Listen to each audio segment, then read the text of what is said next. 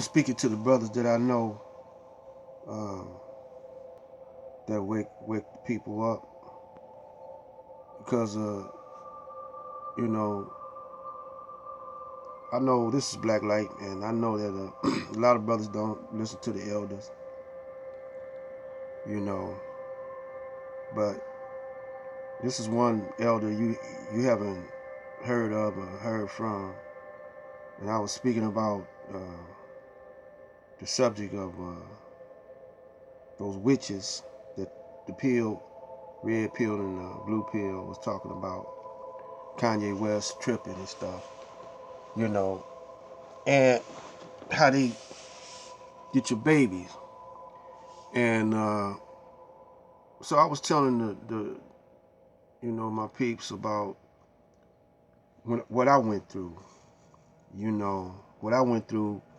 The reason why you ain't they never put none of my music out, and my music been stolen from me,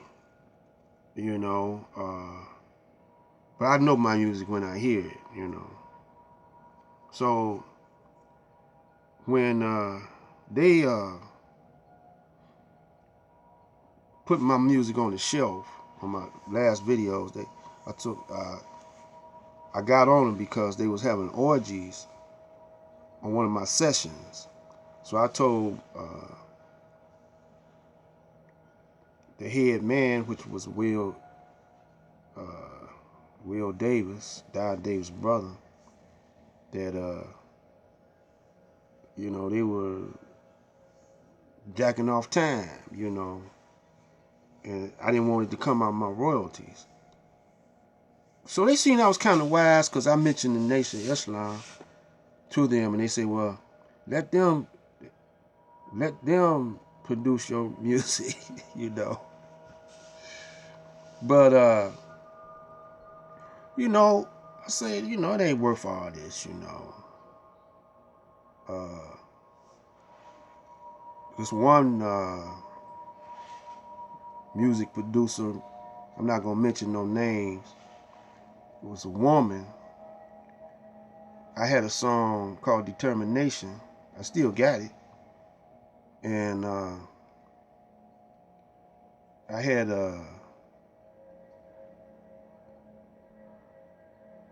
brought my song to her, and she wanted to just buy it out. But I wanted a lump sum. She only wanted to give me $500. Now brothers will go, and just will go and go. They'll go along with it because they could write songs just like that, until they get burnt out. By that time they hooked on cocaine. I'm gonna tell you a story right quick. So I want to sell my song to her, So I stopped, taking it around myself, taking it to clubs and whatever. So I took it to I started, dropping money on the program directors myself. I buy them a barbecue dinner or something, man. To give my record a turn. So one guy, he was a DJ, he was an MC at a club. He also was, at the radio station, DJ at a radio station. And so disc jockey, that's what DJ at a radio station. And so he had me to perform. So while I was there getting ready to go on and perform my music, some brothers that I grew up with had already got with Motown and made it big. They was there too. And they told me, they said, yeah, man, we got to write 100 songs a week, and they might choose 1 or 2 out them 100 songs a week. But they put you up, they buy you a big mansion, and they give you all the cocaine you want, and all the women you want, buy your car for you, and everything. And all you got to do is write. But at some point, you're going to get burnt out. You're going to have writer's block and all like that, you know. So, uh, they burnt him out. And he ended up dying at a very early age, a young age, you know. He was in his 30s when he died, you know. And see, cats want to be in that world so bad. They don't realize what kind of world it is. But I was getting glimpses of it. I know I mentioned in one of my other, it was this famous guy here named Al Perkins. And he was a DJ too also, but he had a record company. And he had a couple of guys, you know. And so I was working for him. I was working at a club called Latin Quarters and washing dishes, you know. So I had one of my songs, called "Winter with My Love." I gave that to him, and he loved it. But the gangsters was after other promoters was after him because of the fact that he brought the Funkadelics to the Olympia, where the Red Wings, that was the Red Wings house, and the Pistons house at one time. So he brought the Funkadelics there. I think one time he brought Earth, Wind, and Fire, but he made a bunch of money. But he wasn't with the good old boys. He was out there by himself.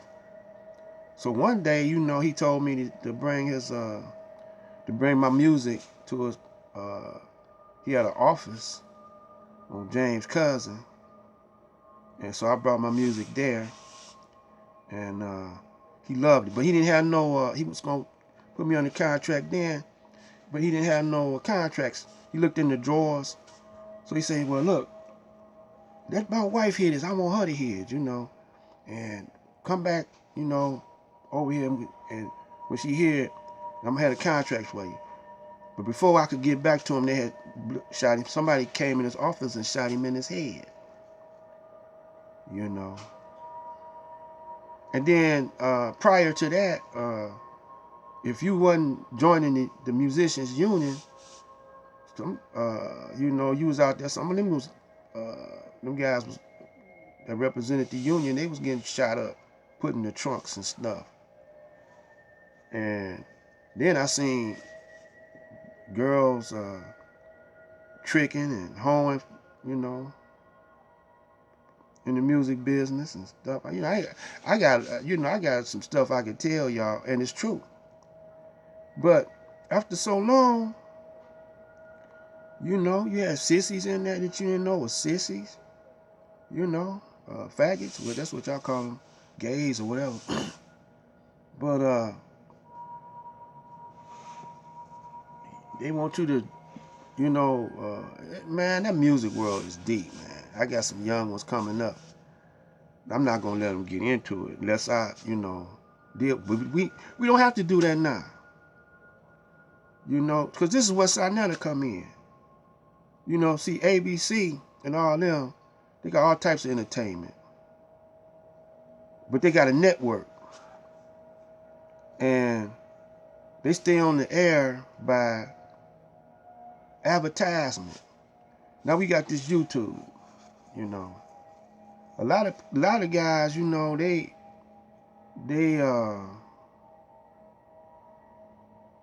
could do it themselves. They could promote themselves on YouTube. But what's so unique about you, Brother Sinetta, is that you already got an audience. They ain't got to build up no audience because you already got it there for them. So, along with your news, you could get up into the entertainment thing, and you could build up from there. Only thing you got to do, brother, is keep a cool head and get some protection around you, because I'm gonna tell you something, man. When you start making this paper, they're gonna come at you if they ain't came at you already. you know. So, but you got all these conscious brothers. You got armies, man. That you can get. You got the New Panther movement, you know. And see, now that's the war we gonna have to fight. It's a business. See, business is war, man. Just look at all the old cowboy movies. When they had them range wars. Sheep herder come in there, and the cattlemen don't want the sheep herder in there. Farmers come in there, they call them sod busters, and they don't want them to farm in there, and they fight and kill each other up. You know, business is war, man. And what they want is a cut of your money. So if they done came in on you, man, you don't sweat it, you know, because you got the brothers around you, man. You know, that just study about the Nation of Islam, man. They came in on them. The Mafia. The Nation of Islam threw down with the Mafia. And the Nation of Islam won. Ask Minister Farrakhan, man. You just gotta have some bad, you can't have them little scary brothers around you. See, you know, you got SETI, you know, you got the New Panthers, you know, you already got them in your circle. They'll be your protection if they cool, you know. And I hope they don't follow the pattern of Bucktown with Fred Williamson. Watch that movie. He got the caveman, the Caucasoid was shaking down Bucktown. And so Fred Williamson went and got his boys from, I think they're from New York. But once they got rid of the Caucasoid, they started shaking down the people. Worse than the Caucasoid. See, that's what all these stuff I'm telling you, that's what keep us under the foot. We make some money, but we don't control nothing, man. We want to control. We want to control our own thing. We want to do our own thing.